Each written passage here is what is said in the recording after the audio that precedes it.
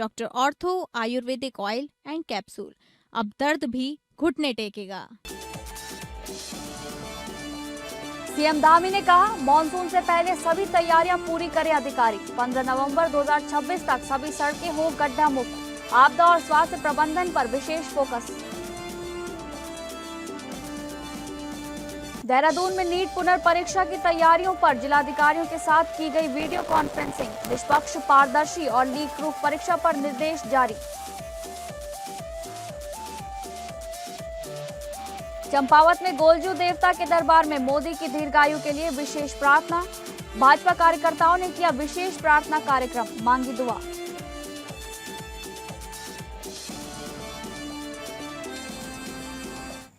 नमस्कार, आप सभी का बहुत बहुत स्वागत है उत्तराखंड न्यूज में। मैं हूं आपके साथ शालिनी राणा। शुरुआत करेंगे उत्तराखंड से जुड़ी खबरों की। उत्तराखंड के मुख्यमंत्री पुष्कर सिंह धामी ने सचिवालय में मानसून सीजन की तैयारियों की समीक्षा करते हुए अधिकारियों को निर्देश दिए कि मानसून प्रारंभ होने से पूर्व सभी आवश्यक व्यवस्थाएं पूर्ण कर ली जाएं। उन्होंने कहा कि आपदा प्रबंधन, जन सुविधाओं, स्वास्थ्य सेवाओं एवं आधारभूत ढांचे को मजबूत बनाने के लिए सभी विभाग समन्वित रूप से कार्य करें और किसी भी आपात स्थिति से निपटने के लिए पूर्ण तैयारी रखें। मुख्यमंत्री ने निर्देश दिए कि मानसून के बाद 15 नवंबर 2026 तक प्रदेश की सभी सड़कों को गड्ढा मुक्त किया जाए। उन्होंने कहा कि पिछले वर्ष आपदा प्रभावित क्षेत्रों में शेष कार्यों को मानसून शुरू होने से पहले पूरा किया जाए। पुलों, कलवर्टों और ड्रेनेज सिस्टम की जांच कर आवश्यक मरम्मत कार्य समयबद्ध रूप से पूर्ण किए जाएं तथा सभी नालों और जल निकासी मार्गों की सफाई मानसून से पूर्व सुनिश्चित की जाए। मुख्यमंत्री ने डेंगू, मलेरिया और अन्य जल जनित बीमारियों की रोकथाम के लिए प्रभावी कार्य योजना बनाने के भी निर्देश दिए। उन्होंने कहा कि स्वास्थ्य विभाग जीवन रक्षक दवाओं, चिकित्सा उपकरणों एवं एम्बुलेंस की पर्याप्त उपलब्धता सुनिश्चित हो। उन्होंने सभी जिलाधिकारियों को निर्देश दिए कि वे जनपदों में गर्भवती महिलाओं की अद्यतन सूची मुख्य चिकित्सा अधिकारियों से प्राप्त कर नियमित रूप से अपडेट रखें। संवेदनशील दुर्गम क्षेत्रों की गर्भवती महिलाओं के लिए निकटवर्ती अस्पतालों के आसपास ठहरने की व्यवस्था की जाए और आवश्यकता पड़ने पर हेली एम्बुलेंस की सुविधा भी उपलब्ध कराई जाए। मुख्यमंत्री के निर्देश दिए गए कि सभी जिलों में भूस्खलन संभावित स्थलों, बाढ़ संभावित क्षेत्रों, नदी तटों एवं भू कटाव वाले क्षेत्रों का अद्यतन मानचित्र तैयार किया जाए। साथ ही ऐसे गांवों, स्कूलों, अस्पतालों एवं अन्य महत्वपूर्ण परिसंपत्तियों की सूची भी तैयार की जाए जो आपदा की दृष्टि से संवेदनशील हैं। चारधाम यात्रा मार्ग सहित राष्ट्रीय एवं राज्य मार्गों पर संवेदनशील स्थलों का विशेष निरीक्षण करने के भी निर्देश देते हुए मुख्यमंत्री ने कहा कि संवेदनशील क्षेत्रों का भौतिक निरीक्षण किया जाए। जेसीबी, पोकलैंड, डंपर, क्रेन, अन्य आवश्यक मशीनरी को पहले से ही संवेदनशील स्थानों पर तैनात रखा जाए। जहां मानसून के दौरान सड़कें बार बार बाधित होती हैं, वहां वैकल्पिक मार्गों की व्यवस्था भी सुनिश्चित की जाए। सभी प्रभावी सचिव अपने अपने जनपदों का भ्रमण कर मानसून के दृष्टिगत जनपदों में की गई तैयारियों का निरीक्षण करेंगे। मुख्यमंत्री ने आगे कहा कि बरसात के दौरान विद्युत, पेयजल, सड़क, दूरसंचार एवं अन्य मूलभूत सेवाएं लंबे समय तक प्रभावित न हो, इसके लिए सभी संबंधित विभाग विस्तृत कार्य योजना तैयार करें। एसटीपी एवं पुलों के आसपास की विद्युत लाइनों का सुरक्षा ऑडिट भी कराया जाए। कैंचीधाम में श्रद्धालुओं की बढ़ती संख्या के कारण उत्पन्न होने वाली जाम की समस्या के समाधान के लिए भी मुख्यमंत्री द्वारा दिए गए निर्देशों के क्रम में कैंचीधाम बाईपास कल से आवागमन के लिए प्रारंभ किया जा रहा है। इससे श्रद्धालुओं एवं स्थानीय लोगों को यातायात में बड़ी राहत मिलेगी।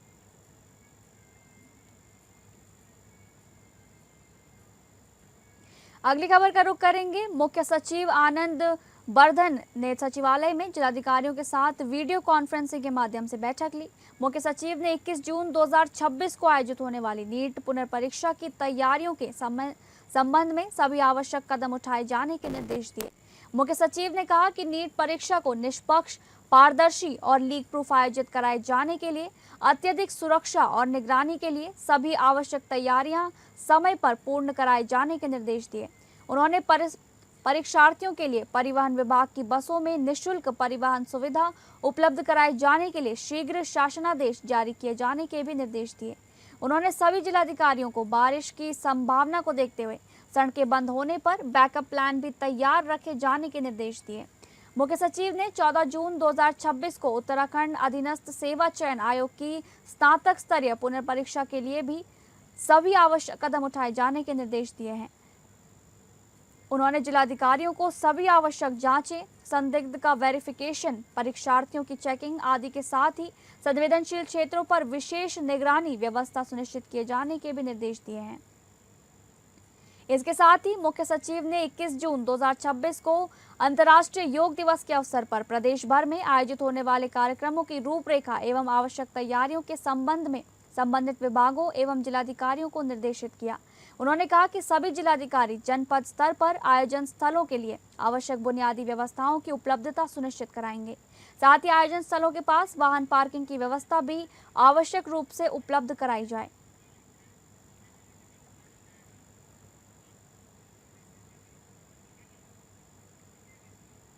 अगली खबर, जनपद चंपावत में आपदा प्रभावित किसानों को राहत पहुंचाने से लेकर मॉनसून पूर्व व्यवस्थाओं को मजबूत करने तक जिला प्रशासन पूरी तरह एक्शन मोड में नजर आ रहा है। मुख्यमंत्री पुष्कर सिंह धामी के निर्देशों के क्रम में जिलाधिकारी मनीष कुमार लगातार फील्ड में उतरकर व्यवस्थाओं का जायजा ले रहे हैं और संबंधित विभागों को सख्त निर्देश जारी कर रहे हैं। हाल ही में हुई भारी बारिश और प्राकृतिक आपदा से आलू व लौकी की खेती को पहुंचने वाले नुकसान को गंभीरता से लेते हुए जिला प्रशासन ने प्रभावित किसानों को त्वरित राहत देने की प्रक्रिया तेज कर दी है। जिलाधिकारी मनीष कुमार ने मुख्य कृषि अधिकारी और जिला उद्यान अधिकारी को प्रभावित क्षेत्रों का स्थलीय निरीक्षण कर जल्द रिपोर्ट प्रस्तुत करने के निर्देश दिए हैं ताकि किसानों को बिना देरी मुआवजा राशि उपलब्ध कराई जा सके। जिलाधिकारी ने जानकारी देते हुए बताया कि फसल क्षति के मामलों में अब तक करीब 9 लाख रुपए की राहत राशि प्रभावित किसानों को वितरित की जा चुकी है, जबकि शेष पात्र किसानों के खातों में भी जल्द सहायता राशि ट्रांसफर की जाएगी। प्रशासन ने किसानों से अपील की है कि जिनकी कृषि या उद्यानिक फसलें प्रभावित हुई हैं, वे तत्काल तहसील, विकासखंड या कृषि एवं उद्यान विभाग से अपनी क्षति दर्ज कराएं। वहीं दूसरी ओर मानसून से पहले जल भराव और आपदा संबंधी समस्याओं को रोकने के लिए भी जिला प्रशासन पूरी सतर्कता बरत रहा है। बीती शाम हुई भारी बारिश के बाद लोहाघाट के पाटन पुल क्षेत्र में जल भराव और कूड़ा जमा होने की शिकायत पर जिलाधिकारी मनीष कुमार ने मौके पर पहुंचकर स्थलीय निरीक्षण किया। निरीक्षण के दौरान जिलाधिकारी ने जल निकासी व्यवस्था, नालियों की स्थिति और निर्माणाधीन कलवर्ट कार्य का जायजा लेते हुए राष्ट्रीय राजमार्ग विभाग और जिला पंचायत अधिकारियों को सख्त निर्देश दिए। उन्होंने निर्माणाधीन कलवर्ट कार्य को जल्द पूरा करने, नालियों की नियमित सफाई, सिल्ट और कूड़ा हटाने तथा सार्वजनिक स्थानों पर गंदगी फैलाने वालों के खिलाफ कड़ी कार्रवाई सुनिश्चित करने के निर्देश दिए। जिलाधिकारी ने साफ कहा कि मानसून के दौरान आमजन को किसी भी प्रकार की परेशानी न हो, इसके लिए संवेदनशील स्थलों की लगातार निगरानी और त्वरित कार्रवाई सुनिश्चित की जाएगी। चंपावत में जिला प्रशासन का ये सक्रिय रुख साफ संकेत दे रहा है कि आपदा प्रबंधन हो या किसानों की राहत, सरकार और प्रशासन दोनों हर मोर्चे पर पूरी तत्परता के साथ काम कर रहे हैं।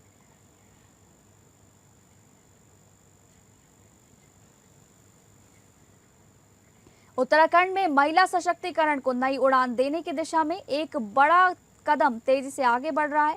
मुख्यमंत्री पुष्कर सिंह धामी के मार्गदर्शन में चंपावत जनपद के लोहाघाट स्थित छमनिया क्षेत्र में राज्य का पहला महिला स्पोर्ट्स कॉलेज तैयार किया जा रहा है। करीब 237 करोड़ रुपए की लागत से बन रहे इस महत्वाकांक्षी प्रोजेक्ट का जिलाधिकारी मनीष कुमार ने स्थलीय निरीक्षण कर निर्माण कार्यों की प्रगति का जायजा लिया और अधिकारियों को गुणवत्ता और समय सीमा का सख्ती से पालन करने के निर्देश दिए। महिला खिलाड़ियों को अंतर्राष्ट्रीय स्तर की सुविधाएं उपलब्ध कराने के उद्देश्य से लोहाघाट में निर्माणाधीन राज्य के पहले महिला स्पोर्ट्स कॉलेज का कार्य युद्ध स्तर पर जारी है। जिलाधिकारी मनीष कुमार ने निर्माण स्थल पहुंचकर football ground, astroturf hockey ground, volleyball एवं basketball court, synthetic athletic track सहित विभिन्न खेल अवसंरचनाओं का निरीक्षण किया। निरीक्षण के दौरान डीएम ने 300 बालिकाओं की क्षमता वाले 3 छात्रावास, स्टाफ क्वार्टर, प्रशासनिक भवन, academic block, multipurpose hall, auditorium और गेस्ट हाउस के निर्माण कार्यों की प्रगति की समीक्षा की।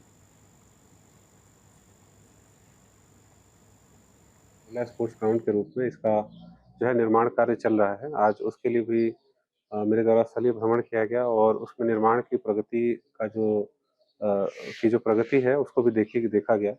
लगभग 300 के आसपास वहाँ पे जो स्टाफ है वो कार्यरत है और इसके अतिरिक्त वहाँ पे वॉलीबॉल का ग्राउंड का जो बेस है वो काम हो चुका है फुटबॉल ग्राउंड पे राफ्ट जो है उनका वॉल, जो रिटेनिंग वॉल है, वो उसकी कार्रवाई चल रही है।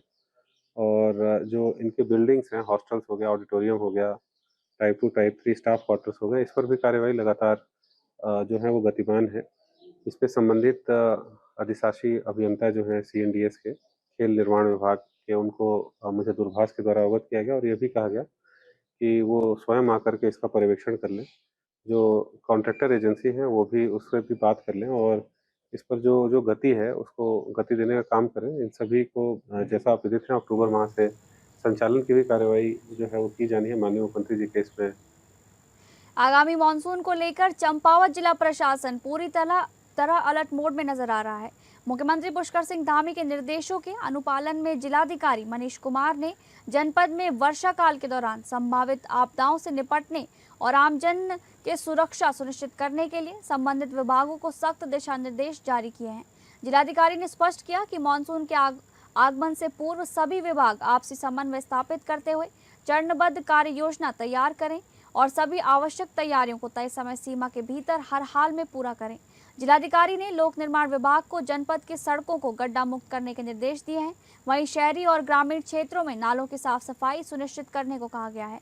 नगर निकायों को कूड़ा कचरा और ठोस अपशिष्ट प्रबंधन को प्रभावी बनाने के भी निर्देश जारी किए गए हैं ताकि बारिश के दौरान जल भराव और गंदगी की समस्या उत्पन्न न हो। बिजली और पेयजल व्यवस्था को लेकर भी प्रशासन ने सख्त रुख अपनाया है। जिलाधिकारी ने विद्युत विभाग को झुके हुए बिजली के पोल और ढीले तारों को तत्काल दुरुस्त करने के निर्देश दिए हैं, जिससे बारिश के दौरान किसी प्रकार की दुर्घटना से बचा जा सके।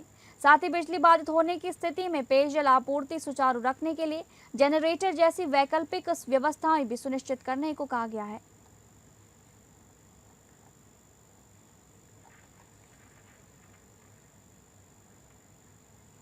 अगली खबर भंडारपुर जिला पंचायत सीट, जिसे जिला न्यायालय द्वारा किन्हीं कारणों से रिक्त घोषित कर दिया गया था, अब एक बार फिर चर्चाओं में केंद्र में आ गई है। सीट को लेकर दायर याचिका पर हाई कोर्ट से शैलेश जोशी को फिलहाल बड़ी राहत मिली है। जानकारी के अनुसार शैलेश जोशी ने जिला न्यायालय के निर्णय को चुनौती देते हुए हाई कोर्ट में याचिका दायर की थी। मामले की सुनवाई के बाद हाई कोर्ट ने फिलहाल राहत देते हुए स्टे प्रदान कर दिया है। इस फैसले के बाद क्षेत्र में शैलेश जोशी के समर्थकों और कार्यकर्ताओं में खुशी का माहौल देखा जा रहा है। सूत्रों के अनुसार कार्यकर्ताओं ने इसे सत्य की जीत बताते हुए खुशी जाहिर की है। वहीं शैलेश जोशी के अधिवक्ता दीपक जोशी ने वार्ता के दौरान बताया कि हाईकोर्ट से सभी फिलहाल राहत प्राप्त हुई है और मामले में स्टे मिल गया है। उन्होंने कहा कि आगे की कानूनी प्रक्रिया न्यायालय के निर्देशानुसार जारी रहेगी। आज माननीय उच्च न्यायालय में भंडारगोरा जिला पंचायत निर्वाचन क्षेत्र के संबंध में जो शैलेश जोशी द्वारा रिट याचिका दाखिल की गई थी, उसमें माननीय उच्च न्यायालय द्वारा हमें अंतरिम राहत प्रदान करते हुए स्थगन आदेश दिया गया है। और जो 12/5/2026 को जिला जज चंपावत या ये कह सकते हैं कि प्राधिकारी चुनाव अधिकारी द्वारा जो निर्णय पारित किया गया था, उस आदेश पे आज माननीय उच्च न्यायालय द्वारा स्थगन आदेश पारित कर दिया गया है। और बात की पैरवी हमारे साथ बैठे वरिष्ठ अधिवक्ता श्री के हरबुला जी और शोभित सारे जी द्वारा। खबरों के सिलसिले में आगे बढ़ेंगे। मसूरी सिविल अस्पताल के सीएमएस डॉक्टर खजान सिंह चौहान ने अस्पताल को केवल रेफरल सेंटर बताए जाने पर आपत्ति जताई है। उन्होंने बताया कि पिछले 1 वर्ष में अस्पताल की ओपीडी में लगभग 80,000 मरीजों का उपचार किया गया, जबकि करीब 20,000 इमरजेंसी मामलों को संभाला गया है। इस प्रकार 1 साल में 1 लाख से अधिक मरीजों को स्वास्थ्य सेवाएं दी गई हैं। डॉक्टर चौहान के अनुसार अस्पताल के रिकॉर्ड में रेफरल का प्रतिशत मात्र 0.3% निकला है, जिससे स्पष्ट है कि अधिकांश मरीजों का उपचार स्थानीय स्तर पर ही किया जा रहा है। उन्होंने कहा कि एक्सरे, अल्ट्रासाउंड और प्रसव जैसी महत्वपूर्ण सेवाएं भी अस्पताल में नियमित रूप से उपलब्ध हैं। उन्होंने कहा कि बिना तथ्यों के अस्पताल को रेफरल सेंटर बताने से सरकार की छवि प्रभावित होती है और यहां कार्यरत स्वास्थ्य कर्मियों का मनोबल भी गिरता है। हालांकि उन्होंने स्टाफ की कमी स्वीकार करते हुए बताया कि 12 वार्ड बॉय के सापेक्ष वर्तमान में केवल 2 कर्मचारी कार्यरत हैं, लेकिन रिक्त पदों को भरने की प्रक्रिया जारी है। सीएमएस ने स्पष्ट किया कि प्रत्येक अस्पताल की अपनी निर्धारित कार्यक्षमता और सीमाएं होती हैं। गंभीर हृदयाघात, न्यूरोसर्जरी या सिर की जटिल चोट जैसे मामलों में प्राथमिक उपचार देकर मरीजों को उच्च चिकित्सा केंद्रों के लिए रेफर किया जाता है। उन्होंने कहा कि अस्पताल में चिकित्सकों की पर्याप्त सेवाएं उपलब्ध हैं और अधिकांश मरीजों को सफलतापूर्वक उपचार यहीं किया जा रहा है। आपको बताऊं कि लोगों का ये कहना कि जिला हॉस्पिटल को रेफरल सेंटर बना दिया है। देखो, मैं कहता हूं कि आप आइए और हमें बताइए कि कितने रेफरल हुए हैं। मैं आपको आंकड़ों के साथ बता सकता हूं कि ये रेफरल सेंटर तो छोड़ो, मतलब बहुत अच्छी फैसिलिटी मिल रही है। कैसे मिल रही है मैं अपने मुंह से नहीं, मेरे पास ये डाटा है। यहाँ पे अभी मैंने 1 साल का डाटा निकाला है। हम लोगों ने जो है यहाँ पे जो ओपीडी देखी गई है हमारे द्वारा, ये 84,000 प्लस देखी गई है और इमरजेंसी केसेस 20,000 से अबाव देखें, 1 लाख से ऊपर ज़्यादा मरीजों को देखा गया। जब मैंने नीचे रेफरल आंकड़ा निकाला तो 0.3% निकला, दैट इज़ नथिंग। तो आप कैसे कह सकते हैं कि ये जो रेफरल सेंटर बन गया है? जो मैं आपको डाटा दूंगा, अभी आप चाहो तो इसको शेयर भी कर सकते हो कि हमने कितने मरीज देखे। अगली खबर का रुख करेंगे, जहां उधम सिंह नगर के गदरपुर से एक चौंकाने वाली घटना सामने आई है। भैंस चोरी के मामले में न्याय न मिलने से आहत एक पशुपालक ने गदरपुर कोतवाली परिसर में जहरीला पदार्थ खाकर आत्महत्या का प्रयास कर लिया। पीड़ित का आरोप है कि उसकी चोरी हुई भैंसें अब तक बरामद नहीं हुई और पुलिस ने मामले में प्रभावी कार्रवाई भी नहीं की। घटना के बाद पुलिस महकमे में हड़कंप मच गया, जबकि परिजनों ने पुलिस पर प्रताड़ना और दबाव बनाने के गंभीर आरोप लगाए हैं। गदरपुर के बमनपुरी गांव निवासी राजेंद्र सिंह की 3 भैंसें कुछ समय पहले चोरी हो गई थी। मामले में पुलिस ने कुछ आरोपियों की गिरफ्तारी और एक वाहन बरामद करने का दावा किया था, लेकिन पीड़ित लगातार अपनी भैंसों की बरामदगी और न्याय की मांग कर रहा था। राजेंद्र सिंह ने हाल ही में एसएसपी कार्यालय पहुंचकर शिकायत दी थी और कहा था कि उसे पैसे नहीं बल्कि उसकी भैंसें वापस चाहिए। पीड़ित का आरोप है कि मामले में आरोपियों के खिलाफ ठोस कार्रवाई नहीं की गई और उस पर समझौते का दबाव बनाया गया। मंगलवार को वो अपनी शिकायत को लेकर गदरपुर कोतवाली पहुंचा, जहां कथित तौर पर उसने जहरीला पदार्थ खाकर आत्महत्या का प्रयास कर लिया। घटना के बाद पुलिसकर्मियों ने उसे तत्काल अस्पताल पहुंचाया, जहां प्राथमिक उपचार के बाद हालत गंभीर देखते हुए जिला अस्पताल उसे रेफर कर दिया गया है। पीड़ित की पत्नी सुमित्रा कौर ने आरोप लगाया कि उनके पति लंबे समय से मानसिक तनाव में थे और लगातार न्याय के लिए अधिकारियों के चक्कर लगा रहे थे। वाली थाने में खाया है तो हमारी भैंसें 22 अप्रैल को चोरी हो गई थी। उसके बाद में एसएसपी के साहब यहाँ हम आए तो दूसरे दिन हमारी भैंसों के मतलब चोर पकड़े गए। 2 चोर पकड़े गए और गाड़ी भी पिकअप भी पकड़ी गई। तो हमारी भैंसें बरामद नहीं हो पाई। उन्होंने उनको जेल में भेज दिया, कह रहे हैं कि आप कोर्ट में पकड़ो, कोर्ट जाने और आप जाने। वो भैंस का चक्कर में खाया। दरोगा जी जो स्कैनियम है ना, वो जब पिकअप लेके आया और 2 चोर लेकर आया तो उसने क्या 95% आपको भैंसें मिल जाएंगी, भैंसें आप 98% आपको भैंसें मिल जाएंगी, भैंसें। अगली खबर, प्रधानमंत्री नरेंद्र मोदी के नेतृत्व के 12 वर्ष पूर्ण होने पर चंपावत में आस्था और राजनीति का अनोखा संगम देखने को मिला। न्यायकारी गोलजू देवता के मंदिर में भाजपा पदाधिकारियों और कार्यकर्ताओं ने प्रधानमंत्री की दीर्घायु, उत्तम स्वास्थ्य और देश के विकास में निरंतर नेतृत्व की कामना को लेकर विशेष पूजा अर्चना की।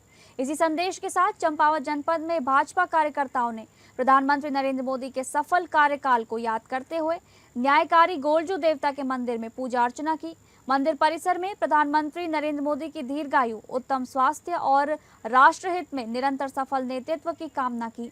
साथ ही मुख्यमंत्री धामी के उत्तम स्वास्थ्य और दीर्घायु के लिए भी प्रार्थना की गई। इस दौरान गोरल चौड़ वार्ड के सभासद को मिले नए दायित्व पर स्वागत और सम्मान का माहौल भी देखने को मिला।